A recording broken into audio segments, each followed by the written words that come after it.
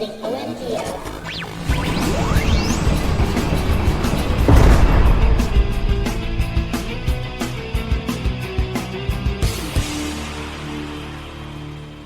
You know, I'm going to miss that explosion when we don't do this show anymore. But welcome to episode number 394 of the OMG Hour. I am still Sean Evans, and I am still Zion Tane everywhere. Still? And who might you be? I am Tico, Mr. Second Place, and here's what I'm willing to do, Sean. I will come by your house at different hours of the night and explode things just outside your window. Perfect. Just so you don't miss that so much. Perfect. I Just appreciate randomly, it. Just random explosions.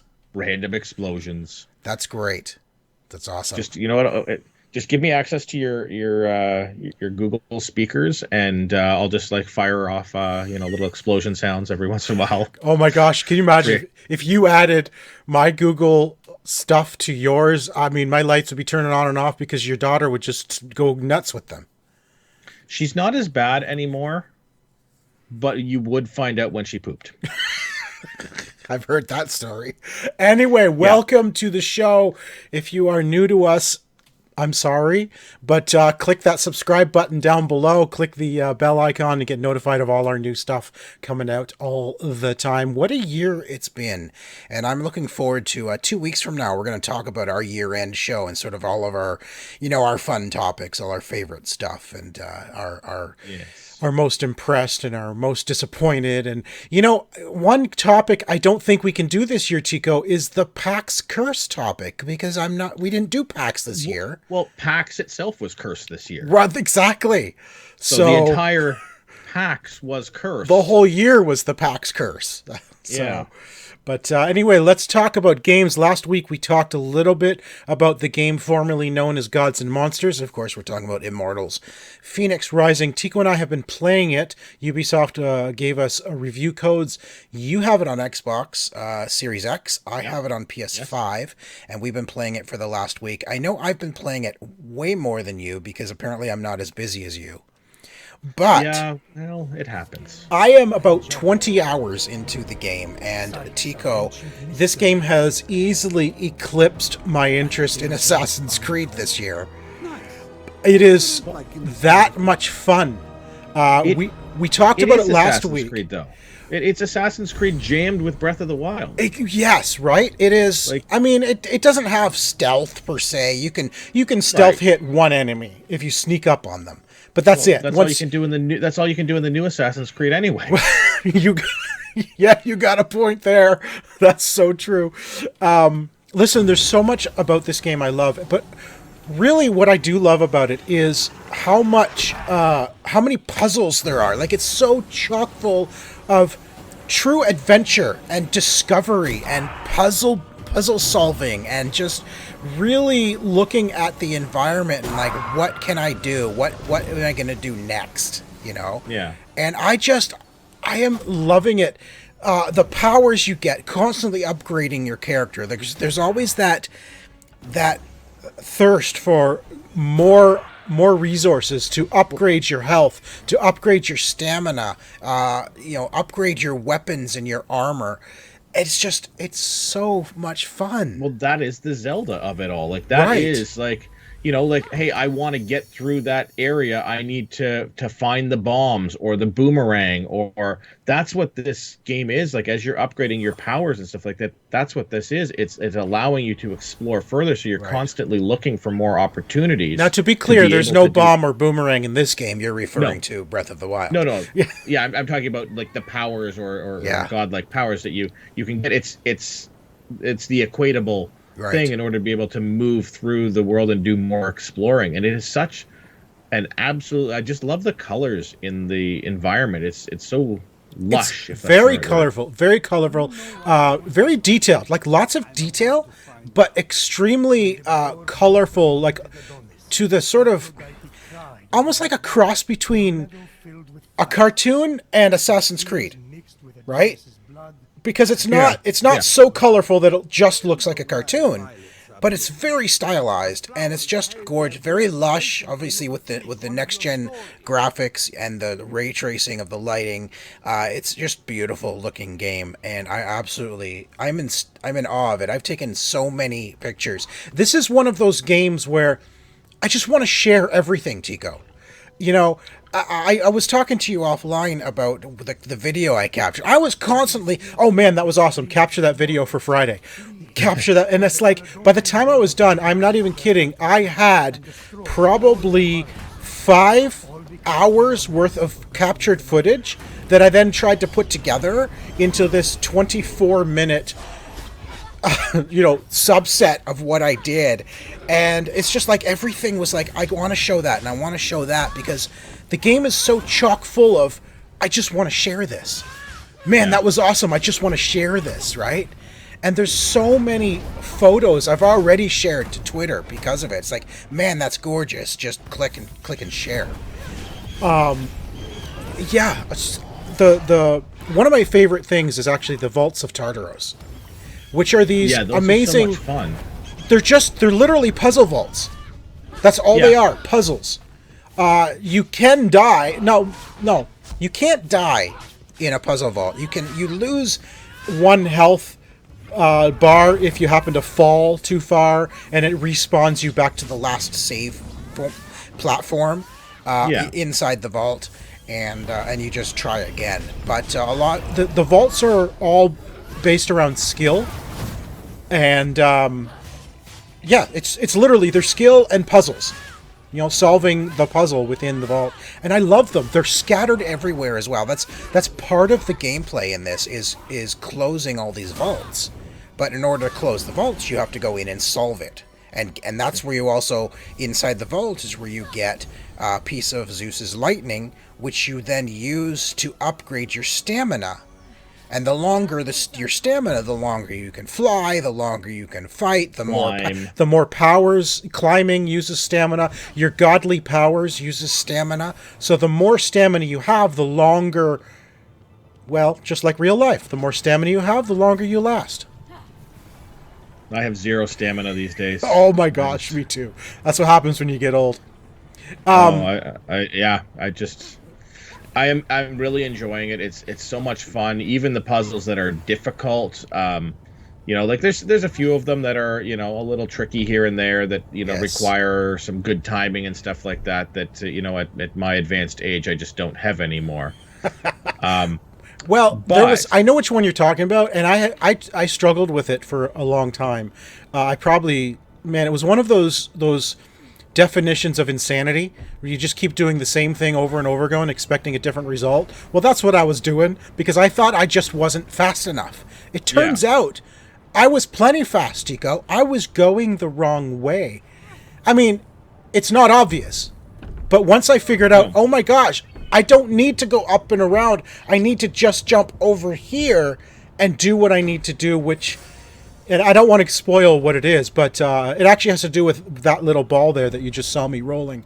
A previous one in the puzzle where it kept falling down. We had the same problem. We were trying to catch it, same spot. And it would fall. And it turns out we were going the long way around, and there was a shorter way to go to grab it before it fell. And once I figured that, I'm like, oh my gosh, I feel stupid now.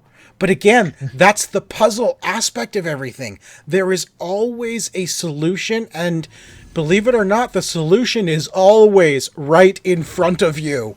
You've just got to find it, right? You've got to analyze the scene and figure out what you need to do. And one of my favorite things in terms of weapons, and probably the weapon I use the most, is Ares. Is it Ares arrow? Ares bow. Oh, yeah, the basically the steerable arrow. Yes, it's a slow motion arrow that you can steer as long as you have stamina. Again, the more stamina you have, the further you can take that arrow. So as the arrow is flying, your stamina is moving down. So as long as you have stamina, and you can use potions. If you run out of stamina, use a potion while it's still flying, and it will keep going. Yeah. And I love those arrows. I will actually do whole battles from afar with those arrows. Like, in the video right now, you're seeing a chasm, and I don't show it in the video, but I actually fight a bunch of guys from over here, and they're over there. Of course, they can't reach me, so I just keep shooting Ares arrows at them and hitting them. Apollo. I think it's Apollo's arrow. Oh, maybe it's Apollo's arrow. It could be.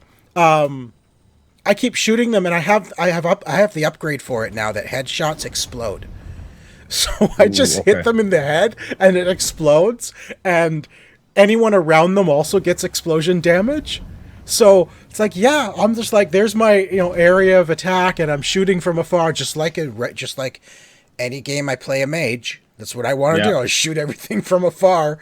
But I'm finding the more I play, the more adept I am at the actual melee as well, like using all of the powers in combo and dodging at the right time.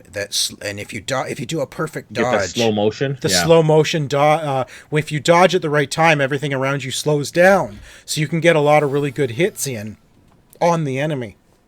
Yeah, there's so much going on in this game, Tico. So much going on. There's so much to do as well. It's just really, I'm just really enjoying it. It feels like sometimes I don't love the traversal as much. It's like to get from here all the way over here. Well, that's why there's good fast travel points. I mean, there's not a ton of them, but they're spaced out enough where, oh, well, I need to get over there. Well, there's a fast travel a lot like closer to it, so I'll go there. Right. And what's nice about the fast travel points is they're usually spots that are up high, so you can just jump and fly. Right, or glide. You don't fly. You don't fly. You glide because you're always descending as you go.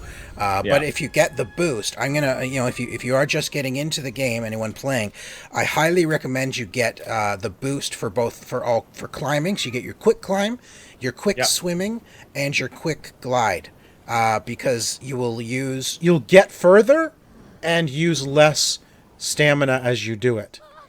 Yeah. I love getting over what I need and then just making her fall, and she starts falling like and then I just at the very last second I open the wings again and she just goes whoop and lands perfectly. So I do the dive. I just do the dive straight to the ground, and then she hits that little flutter move. Yes.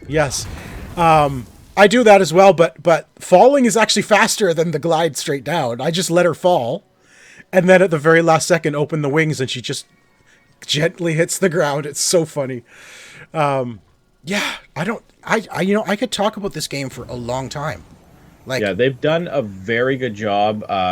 This is an amazing Canadian made in Quebec IP. Ubisoft Montreal. This is a brand new IP made in Canada at Ubisoft Montreal. So it's really nice to see a big title, which looks like they are going to get some legs out of this franchise.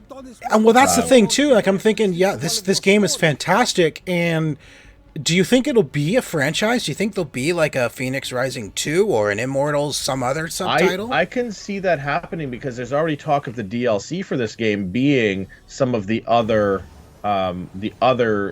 cultures' gods. Oh, so there's already when we're talking about the DLC that's coming. There's the Chinese gods that they're going to be adding into the game. So there's going to be, I don't know exactly how it's going to be portrayed, but not just the Greek gods in here.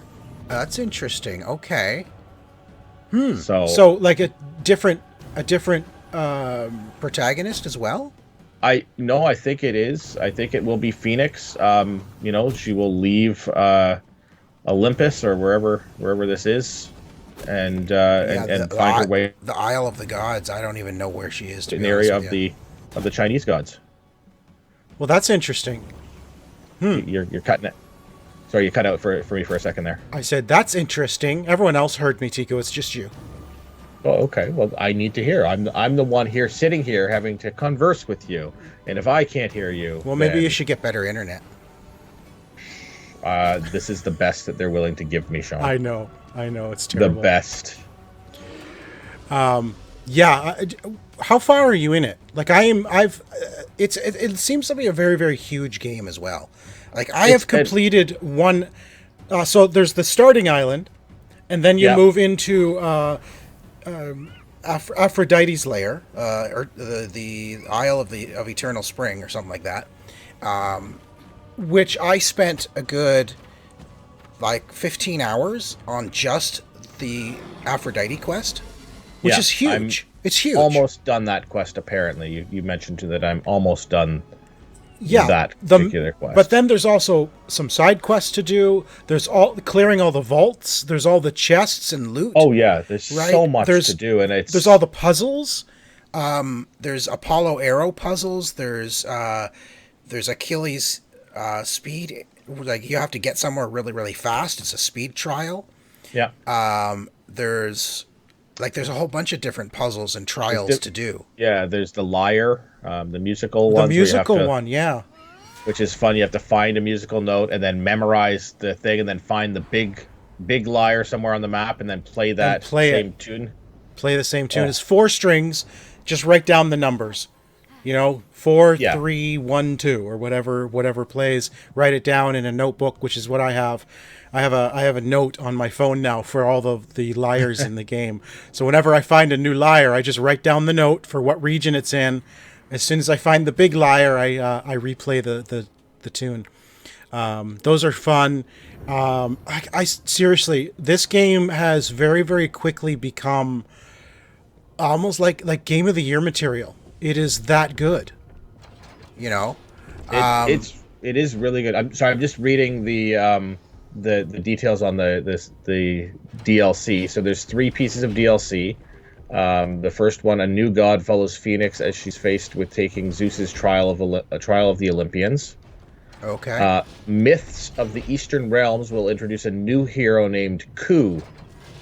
Oh, a new hero, so not Phoenix. Not Phoenix. Okay. And players will get to try out new fighting styles with moves taken from Chinese martial arts. Oh, okay. And finally, the Lost Gods will introduce a new playable hero with a human named Ash. Ash and the isn't that from Pokemon? Yeah, no, from the zombie movie. Isn't that Ash as well? Oh, yeah, you're talking the Evil Dead. Evil Dead. Yeah. Yeah. So Ash players can learn Ash's new brawler system while they upgrade their character with new abilities and options. So I'm not sure how I feel about DLC introducing a brand new hero all of a sudden, because you play hours and hours and hours with this character, and you learn to love the character, you learn the powers, and the play style, and then they completely just say, "Well, here's a brand new character, learn it all again." It almost is like a new game. We've seen games do that. I think that an Assassin's Creed game has done that before, where they've given you like a different character to play DLC as. Not a different character, but they have given you the worst one was for Assassin's Creed 3, where they basically, it was sort of like an alternate reality, alternate history. So Connor was no longer the Connor you knew. You had to relearn a whole bunch of new powers and new abilities. There was one, Black Flag gave you a piece of You the got DLC. to play as Adewaldi. Yeah, you're right. Yeah. You're right. That was the freedom flag or freedom something. Freedom cry. You played as Adewaldi instead, who was the first mate on the ship. Right. But if you have not, like this Immortals Fenyx Rising was one of those games, like Ghost of Tsushima before it, that as soon as I saw the trailer for it, I'm like, this is a game I'm going to love. Yeah. And this is not I did that with Horizon. I did it with Ghost of Tsushima. I did it with Immortals. As soon as I saw the game trailer for it, like a year before it was released, I'm like, this is a game for me. I need this game in my life. And I wasn't wrong. They did not disappoint. And in fact, this game has not just not disappointed, it has surprised at how good it is. Yeah, and the timing, I think, is very well done for them. Like they got it out after Assassin's Creed, but before Cyberpunk. Well, yeah, that's just it, right? There's also all the timing of all these games. Yeah, like everybody's trying to, okay, what are we gonna do? Like, I was speaking with a friend. He's like, Immortals might get delayed because nobody wants to be in the Cyberpunk release window. And I'm like, no, it's gone gold already. I don't think they're going to delay it at this point. And No, and they didn't. I'm very glad that they did not, because extreme amount of fun with this game right now. Oh yeah, absolutely. If this game is not on your radar, it should be. Even if you wait, for it to go on sale whenever, if that's what you need to do. Obviously, that's trying times for a lot of people, so not everybody can afford a brand new game. Well, but the nice thing with Ubisoft titles is they do tend to be very active with sales of their content around the the Boxing Week time. We often see the new titles on for $20-$30 off during that time frame. So yeah, keep an eye out for this one. It is absolutely worth getting, I think, at full price. But if you need the discount, you'll probably see at least a few bucks off Boxing Week. No, I agree. Definitely do not, especially if you're a fan of the, open world adventures, the Zelda type. Let me tell you, the Zelda influences on this game are absolutely apparent. Yeah. Right? Not only does it feel like you're playing Breath of the Wild, but there are audio cues that you swear are right out of Zelda.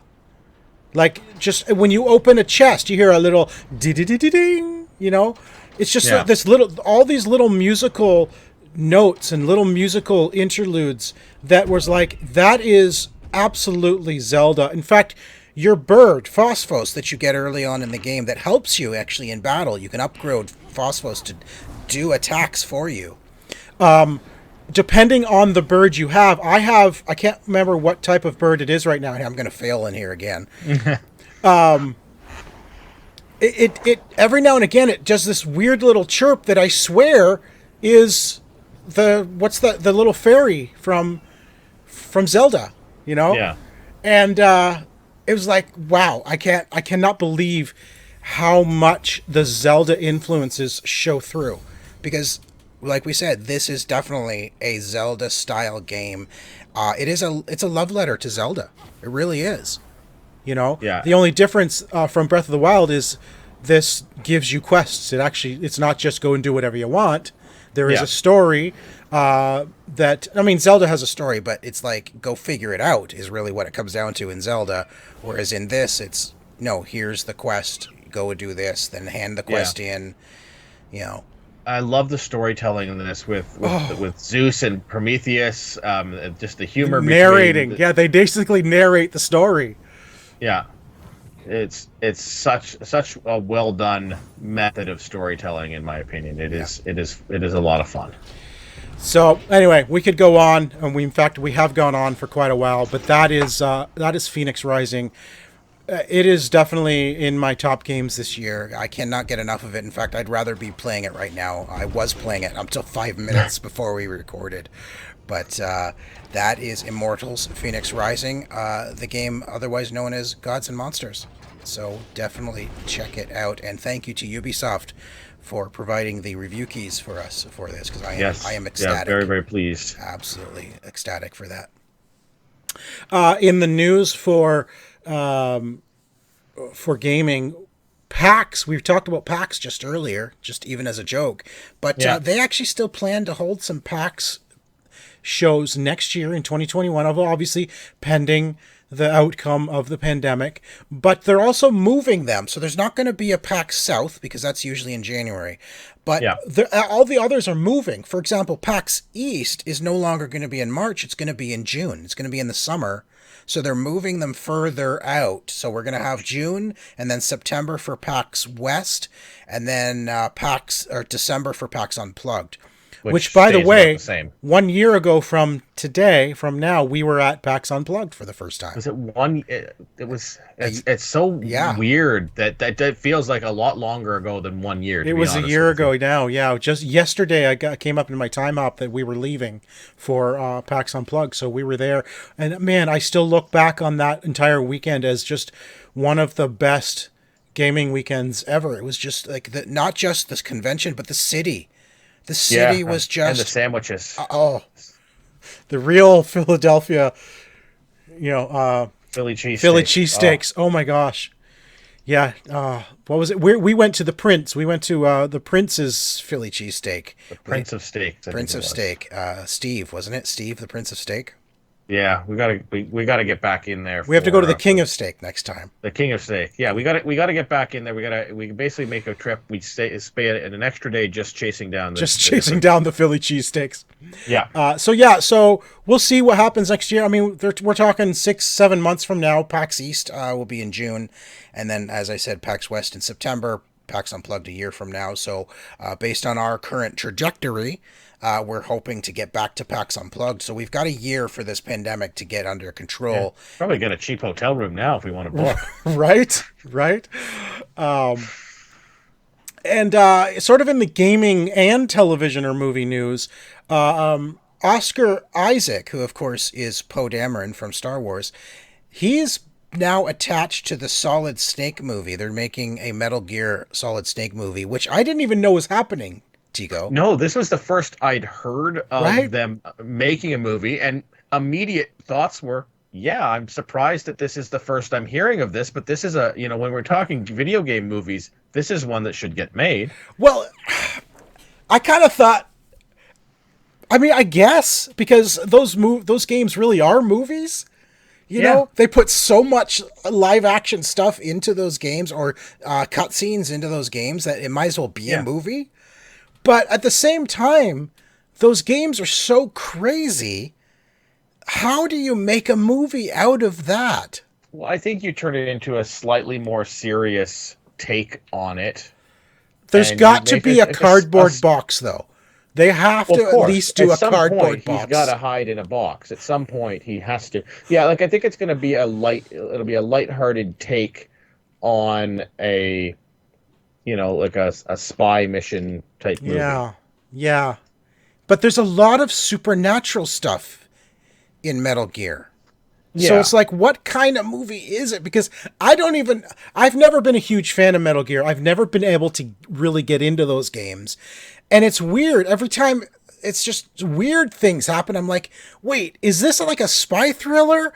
Or is this some kind of a supernatural thing? Like, I don't know what it is. It can be both. Well, that's just it. It's like, it's everything all together. You will enjoy it when you get to see the movie. I guess. I mean, because then that way you don't have to worry if you're any good at it. You can just get through the movie. Right. You don't have to worry about. Yeah, exactly. I like Oscar Isaac, so I'm sure he can pull off the role of Solid Snake. We'll see, I guess, right? I mean, it's been David Hayter most of the time, right? And then it was Kiefer Sutherland for the last one. Yeah. So we'll see if Oscar Isaac can live up to David Hayter's iconic role as Solid Snake. I want to talk just a few minutes now that we've had a few weeks with our new systems, Tico. I know you've been on. You don't have a PS5, but you've been on Series X. PS5. I've been on both. I've got a Series X and a PS5. Obviously, the last week I've been on PS5 completely because of Phoenix Rising. But I'm curious, now that you've had a few weeks with the new system, what are your thoughts? I'm really enjoying it, to be honest with you. It looks great. There's a few little things that, like it doesn't turn my TV on and off. It's supposed to. I don't know why it's not doing it. Oh, there's a setting for that. No, I've turned the setting. I've changed the setting. And it doesn't work. It's not doing it. Did your other Xbox do it? Yeah. Oh, that's interesting. Yeah, so because mine turns on with either of them. Mine it won't do it. I don't know what the problem is. I haven't really investigated too much. I have a remote control for my TV, so I just press the button on there, and I just don't worry about it. Right. But yeah, like I'm enjoying how easy it was to transfer everything over, how easy it was to set up. I love the feel of the new controller with the, slight grittiness to the. Grittiness is probably not the right word, but like it has grippiness of the controller. Yeah, you just change the T to a P and you got your word. Yeah, two of the T's to two P's probably. Right. That's what I said. Yes. Oh, you meant all of them. All of the T's to all of the P's. All right. I'm enjoying it. I'm having fun with it. The ray tracing and everything like that on the sort of premium version of things I've done as Assassin's Creed, obviously. Immortals. It's gorgeous. absolutely gorgeous. Just Yeah. looks so pretty. I've played. I mean, I picked up a poker game on there, and it just looks. Really? Yeah, I had credit Wait, lying it's an around. actual Series X poker game? It is an actual Series X poker game, poker club, something. And a poker game looks that good? It looks pretty. I mean, I don't know if it looks any better than on anything else, but like just little things like that, it just looks like everything looks great on it, and I'm just Yeah. very happy that I have was able to get one of these and was able to get it on the all access thing, so I don't yeah. have to pay for it Now, entirely up front. interface wise, it's the same as Xbox It's One exactly X. the same. Like Right. that's one of the other things it's exactly the same. They've been working that hub or HUD in for so long. It's the same experience on the Xbox and the Series X, but probably better than it is because people keep forgetting the number of people that are going to end up with Xbox One X's when Yeah. they think they're getting a Series X Yeah. at Christmas Yeah. because they put it on a list and the parents, oh, it's the same thing. Yeah, I mean, grandma, there's grandpa says, There's definitely something to be said about the interface being the same across the board. You can Yeah. easily go from one to another, and you know where everything is. Obviously, things are faster. As an example, I was playing my PS5, and this is an absolute perfect example of how quick all of these systems are. I was playing my PS5, and a message comes through, and it says Destiny 2. And I have a JJ and Aaron Focal. We play Destiny together. We're playing through the last year's DLC. Yeah. We're so far behind still, but we're playing through it whenever we can. And so I'm playing Phoenix, and then a message come through on my PS5, Destiny. I'm like, sure. So we all immediately switched over to Xbox, turned off the PS4, switched to Xbox, and I'm not kidding, Tico. In less than a minute, we were all in the game together. That's Yeah. how quick everything loads. I turned on the Xbox. I launched Destiny. It was immediately there. I accepted the game invite from Aaron, and I was immediately in his fire team, and we were playing the game. And all of that, from the time he said, let's play Destiny, to all three of us being in the game actually playing, was less than 5 minutes. Right? Yeah. And that includes loading the game, loading the level, and we were actually playing in less, like just a few minutes. And that was that is incredible. That is absolutely, because normally Destiny takes a while to load, period. Let alone load everything, load the system up, load the game, get in the party, and play the game. Playing. Yes. And be playing. And yeah. be playing. Like, So that is a testament to the absolute speed of these games. Both of them, the system, I'm absolutely flabbergasted at it. When I tell I have it all hooked up through Google Home, so I can tell it to turn on the Xbox. And the Xbox is actually on and waiting for me before the TV even turns on. It's that quick. I can't believe how fast the Xbox turns on. It's like you press the button and boom, it's there. you're ready to go. Right? Yeah. And the PlayStation is not as quick, but it is still way quicker. Like, because it still does this little sort of a flooshy thing when it loads up. Bloom, and then this thing comes up, right? So it's not instant, but it's pretty darn instant still. I'm actually really, really on the other side of things. I'm really enjoying the change to the UI on the PlayStation. It's so much cleaner. It's so much easier to kind of know what you're doing. The one thing that I'm getting used to, but it is much different than before, is before you used to be able to just hold the share button and it would bring up the share menu, and then you would say, do a screenshot, and you can immediately share it to social media or whatever. Now, you can set it up so that if you long press it, it'll do a screenshot. If you double tap, it'll save your gameplay for the last whatever you've set up, whether it's 5 minutes, 5, 10, 15, or 30 minutes. Yeah.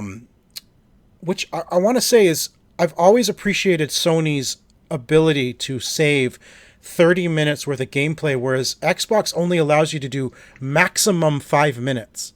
Well, they've cut it down to 3. I think you can still do 5 somehow. Oh, okay. But it's like I looked at the settings and I was trying to save some stuff the other, and it's 3. Yeah, you can go to 720 and you can go to 3. Yeah, and I'm like, to me, I'm like, I would, for what we do, for wanting to share footage, I would rather use the PlayStation because they give me 30 minutes of footage. Yeah, right. So you can take that 30 minutes and find the stuff that you want to. Exactly.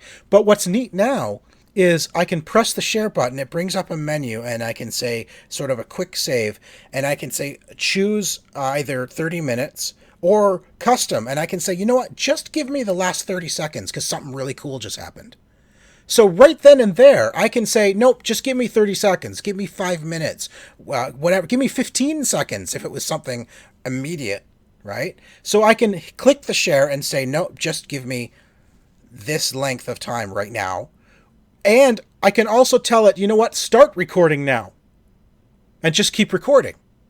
Yeah. Right? So I can either capture the last X number of minutes or seconds, or say start recording now because I want to record what I'm about to do. So I like that. They've added a lot more functionality into the sharing piece of things. But what I don't like is when I do take a screenshot, I don't immediately get the option to share it. I have to now pull up the submenu, like the in-game submenu, which is part of the interface, and then move over to the end where it shows my last capture, and then select it and then click share. So I can't just do it all sort of in one fell swoop. Yeah, they need a better. Again, Microsoft needs a much better system for all of that because it's the same thing. I can do all of it from the side blade that pops out. Right. But it's not as intuitive. Like I can do the last 3 minutes. Yeah. But to share I found with Microsoft, to share your media seems very convoluted, and it still is. Oh. I do not find that at all. Well, because you got to go find it and then select it and then just go to you save it and then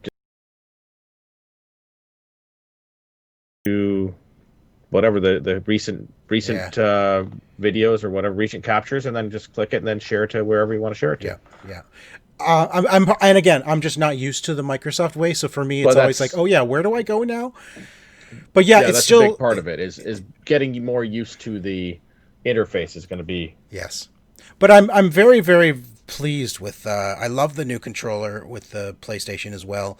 Very comfortable. It's got that grippiness as well on the back.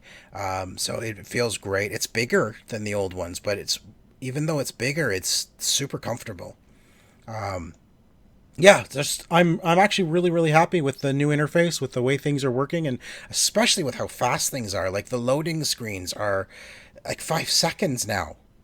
You know, I'm used to, like, I was thinking about this the other day. I'm used to a fast travel being, all right, fast travel. I'm like, all right, I'm going to take a drink, and I get my bottle, I open it up, I take a swig, I put it down, I grab a snack. Now it's like I don't even have time to open my lid. It's already loaded.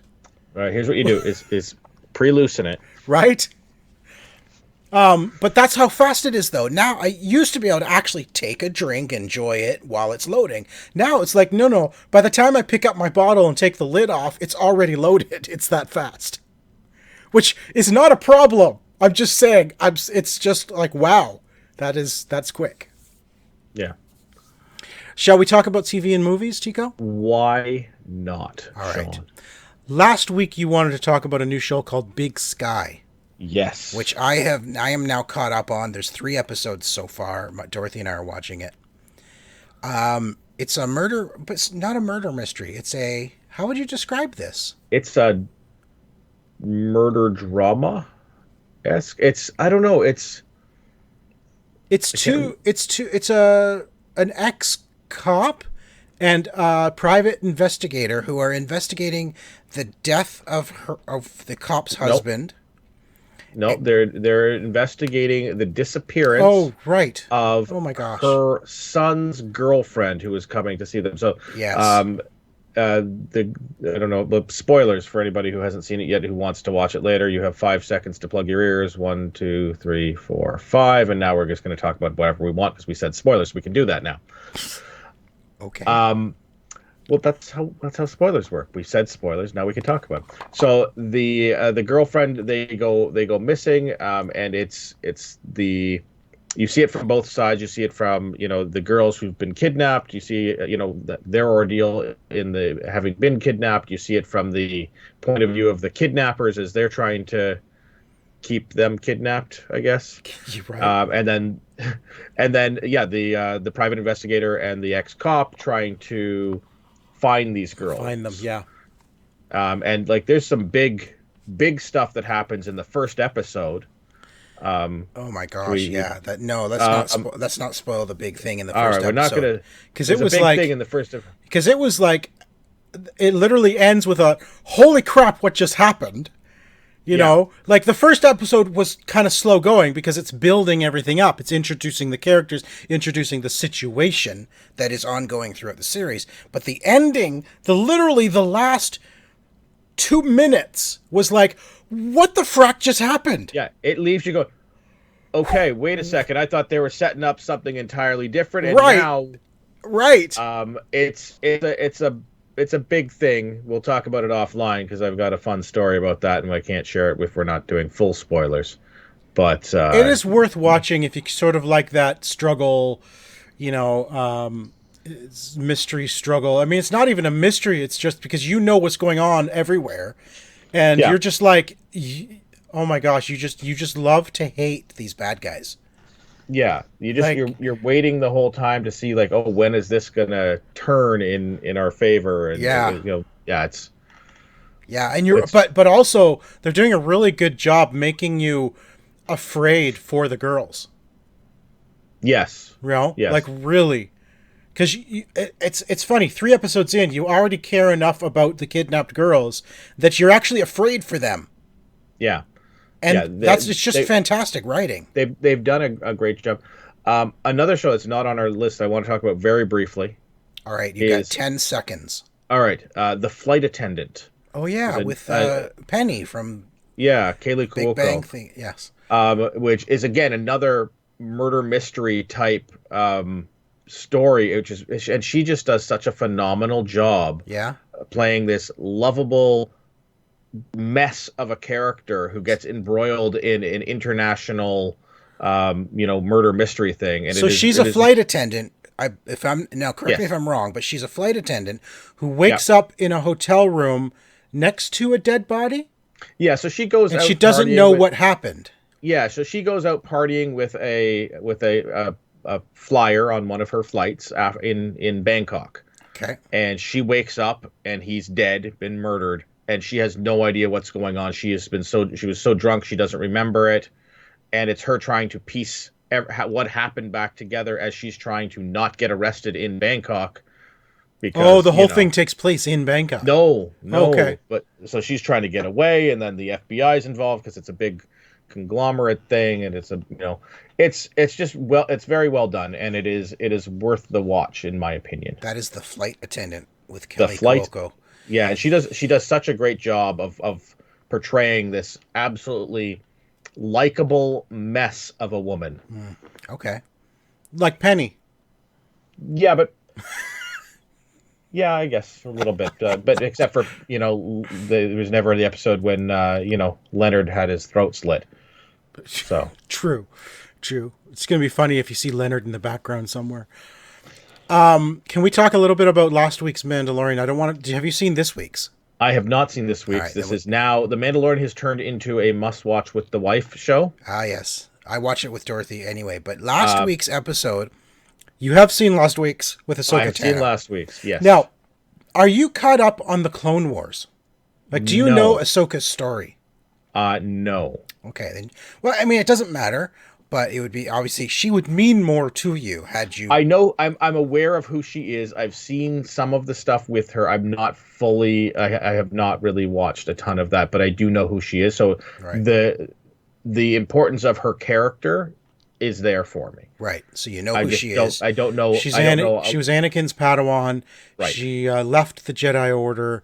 At the end of... She actually comes back in Rebels, in the last season of Rebels. She is in it. She sort of helps guide Ezra Bridger as he's becoming a Jedi. And Rebels also finishes the Darth Maul story arc.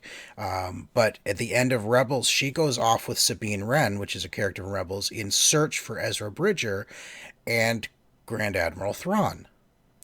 Yes, they go mentioned in this episode. They go searching, and so that's the last we saw of Ahsoka, was searching for Ezra and Grand Admiral Thrawn with Sabine Wren, and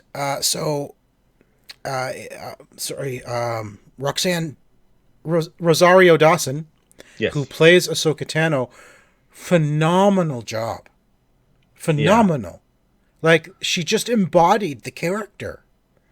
I was really impressed. I was impressed with the look. I love that opening Jedi Assassin's Creed stealth.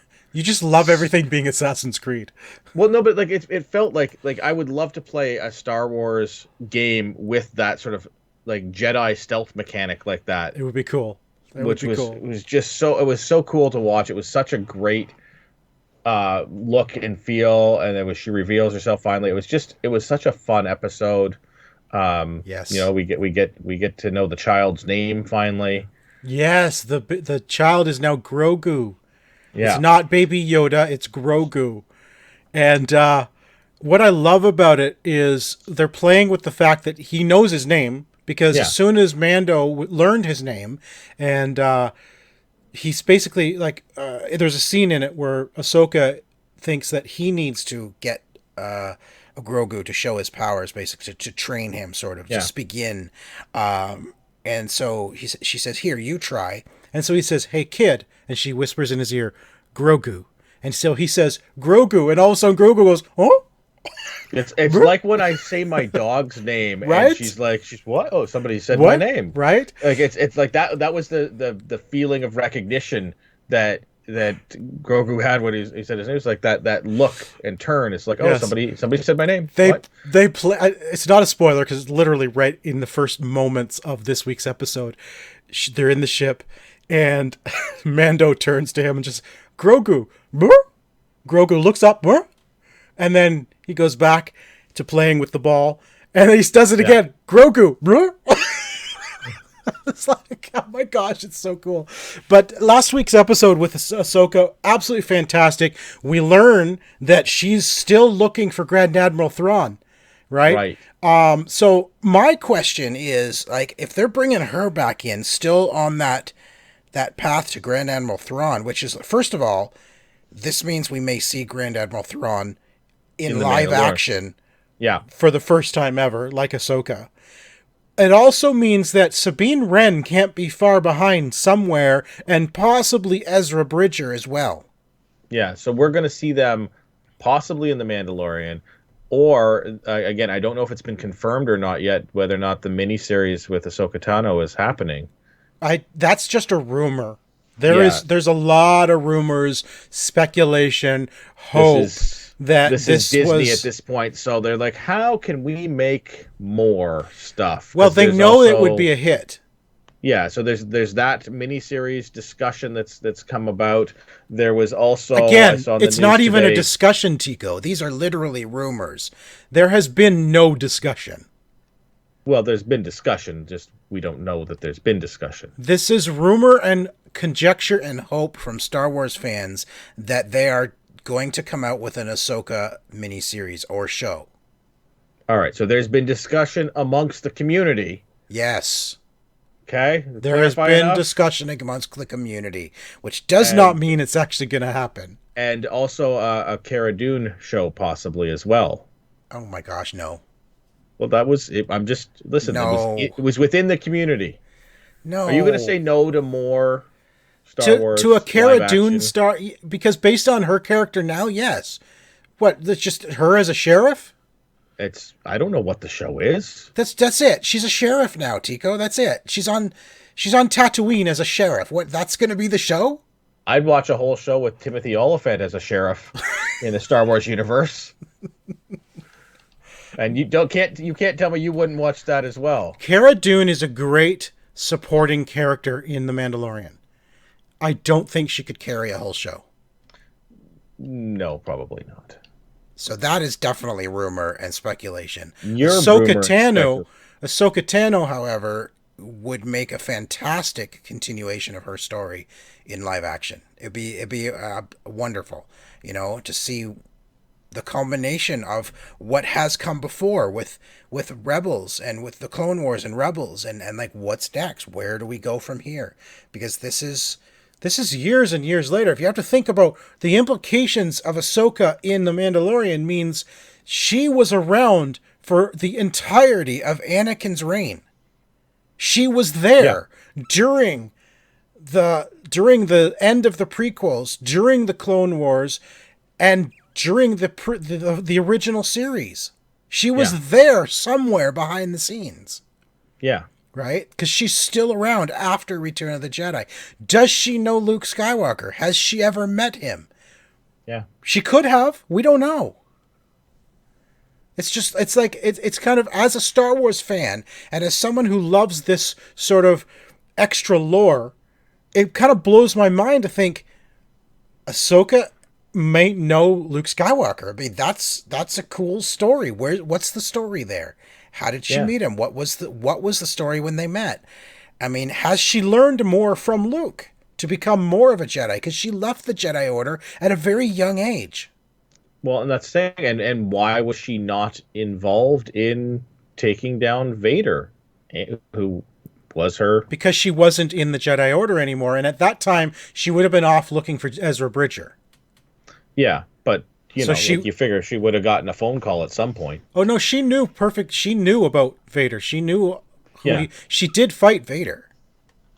There was a fight between the two of them. All right, maybe I should watch some of the. Maybe you should watch Clone Wars and Rebels. You would know these things. Fine. What else should I watch, Sean? I don't know, but we want to talk about Marvel's Hawkeye. Because there's been news. We got finally news about Hawkeye. It is actually still happening. Yeah. So do we know who's actually in it now? Is so Jeremy Renner actually going to be still in the show? Jeremy Renner is still in it, and he is training Hailee Steinfeld as Kate Bishop. I can see her in that role. Not only that, but Yelena Belova, who is the new Black Widow, essentially. She's Black Widow's sister in the Black Widow movie coming up. She's actually going to be in it as well.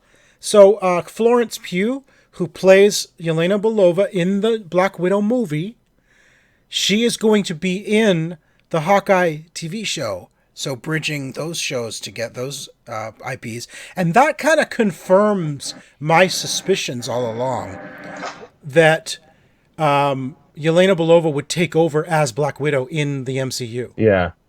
Which means we probably don't see this show until after Black Widow. After Black Widow finally at some point. Well, we won't, because they're still just filming now, and look how long it's taken for us to get WandaVision, and they filmed that long time ago. Yeah. So no, we're not going to get this till after Black Widow for sure. Yeah, I think we're gonna see what WandaVision, then Falcon Winter Soldier. We don't even have a date on Falcon and Winter Soldier. I know, but we're spec guessing. Oh yeah, sure, that'll be next, and then Loki. And then Loki. If not Loki before that. Yeah, and then what happened to the What If? Again, I say it's a freaking cartoon. Why can't you work on a cartoon during the? I want to see that show too. I know. Was so excited about that. It looks so cool. I'm just sad that it's just not there. Why can't they produce a cartoon during the pandemic? Yeah, voice work. Honest question: why can't they do a What If cartoon, Marvel's What If, during the pandemic? It's not live action. Yeah, like this is voice work. Like people can be in studios by themselves doing their voice work. You can socially distance while doing voice work. You're behind a glass thing anyway. Yeah. So, we're talking about, of course, Black Widow coming to theater next year, but Warner Brothers is doing a little bit of an FU to the movie theaters next year in the U.S. In the U.S., they have decided that all of their 2021 releases will be released on HBO Max in the U.S. and then theaters everywhere else, including Canada. So it's an FU to theaters. It's an FU to Canada. Yeah, true. But so AMC does not like it. They are all up in arms about this. No. The president of AMC has got non-kind words to say. So this is AMC right now is in, like, in a shooter when you get downed and you're like slowly dragging yourself away from the guy who's just walking up to you to finish you off. Yes. That's what AMC is doing right now. They are wounded badly. Yeah. They are hurting. They know that the end is in sight. Oh, so they're just like, well, we're just going to lash out. Of course. At Warner Brothers. This is going to be the same situation that we're going to see from Sony and from Disney and from everybody who owns a possible streaming service at some point, because they're going to start to realize the theater money is just not going to be there in this pandemic. Like, I don't know when anybody's going to feel really comfortable going back and sitting in a theater. As Canadians, I'm a little pissed, to be honest with you, that there's not a Canadian alternative for us. Right. To avoid the movie theater, I agree. Legally. I mean, I think what I sent to you is like, if you want pirates, because that's how you get pirates. Yeah, right. By not releasing it digitally in Canada as well. Right, like that's people are in. As soon as it's released, I mean, it's the elephant in the room. As soon as it's released on HBO Max, somebody is going to grab a copy of that and put it up on the internet. Oh, it's going to be pirated immediately. All over the internet, people are going to be watching these movies. And it may hurt their overall thing. People would like to pay for it. People would like the opportunity for that. But if you don't give them that opportunity. And these are big movies releasing next year. We got Black Widow. You've got Dune. You've got The Matrix 4.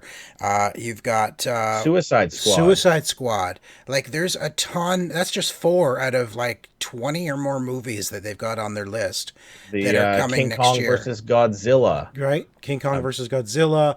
A bunch of other ones I never heard of, but it's a huge slate of films that are not going to hit theaters in the U.S. But also the U.S. is the hardest hit right now with the pandemic. They are out of control still. Yeah. Right? And that's why. Canada, like, our zones here in Ontario, we're back in the red. We've got a lot of limited, you can't have more than 5 people in an indoor gathering. They just canceled Christmas in Montreal. For real? Yeah, so they just announced, I believe today or yesterday in Montreal and in Quebec, that there will be no gatherings allowed outside of your own home. Well, I assume it's going to be the same here. Like, I'm already a family of 5. I can't even have my parents over legally because of it's already limited to 5 people, and we are 5 people. So as it stands now, I cannot have my parents over. But at the same time, do we want my elderly parents over here when we're not in the same circle anymore? They're in Hamilton. I'm in Kitchener. We're not in the same social circles. Right? Yeah. I don't want my in-laws who are 80 years old coming here. Again, because I've got 3 out of 5 people in this house work in retail. Yep. They're out in it every day. And that's the thing. I was exposed last week. I had to actually go and get a test myself last week because that was pleasant. It was just lovely. They don't really tell you how the test. That's my first test. They don't really explain to you what's going on. You go in and they're like, okay, it's going to be unpleasant. They're going to jam this thing into my nose. Little do I know, like they jam it in like 7 or 8 times. It's like tilt your head back, and then they do the first one slowly, and you think you're done, and then it's like like. So did your brain come out with it? No, it's way back there, way back there. But yeah, it was extremely uncomfortable and unpleasant. I don't recommend it, but I had to get that done. I was very fortunate that I got my results within 12 hours, and it was negative. And it was negative, so I was very fortunate. But that's the situation when you're in retail. Like for that day, I came home. I distanced myself from my family more than usual. I came in. I was in my office with the door closed. When I had to drive them to school and work, I wore a mask in the car the entire time. I did not. I slept in a separate room that night, just to make sure that I wasn't potentially getting my family sick. Mm-hmm. Yeah. Right. And so, let alone going to see again elderly parents or stuff like that. So, I mean, it's not fun to have to cancel family Christmas, but you know what? We did it last year with my parents because my dad was in the hospital from the end of November until the end of February. Yeah. So we didn't have Christmas with my parents until February. So I guess we're just continuing that tradition this year. Yeah. You know what? Do the new tradition, the Zoom call. Christmas. Right. The Zoom call Christmas, there's going to be a lot of people doing that this year. This will be the first year that I will not be able to spend Christmas with my son, who's in Calgary. So they have to change the song to "I'm Dreaming of a Zoom Christmas." Well, I don't know if they can. Somebody's going to need to get paid for that. Right. Anyway, we don't get paid for this, so that's it. I'm done. That's episode 394 for you. So thanks everybody for listening. Thanks for watching. Give us a like, subscribe, and leave a comment. If you're not watching us on YouTube, what's wrong with you? Come on over to youtube.com/OMG Nexus. Follow the show on Twitter at the OMG Hour. On Facebook, we are OMG Nexus. And I am Ziantane. And that is XIANTAYNE. All right, you can follow me on Twitter at Mr. Second Place. And Instagram, check out our board game stuff with flipping tables with OMG. Check it out. Thanks, everybody. It's been a great year. I'm actually glad the year's coming to an end, but 2 weeks from now, we're going to have our favorite games of the year. If you want to tell us what your favorite games are, send us a tweet, send us an email. Actually, yeah, the omghour@gmail.com. I think I still have that active. You can email us. But tweet at us, whatever. Tell us what your favorite games are. What are your surprises? What are your disappointments? We'd love to know it all. And we'll talk to you again next week. Bye, guys. Over here, Chico. Oh, Chico. Oh, no. Oh, no. No. That's not how things work, Chico. No? All right. All right. Well, check out those videos over there if you like what we're doing, and hit that subscribe button. Down there. Right down below. Right below. Right below us. See that line in the middle of us? Just follow it straight down. Yeah, I mean, they can look down. It's not that hard.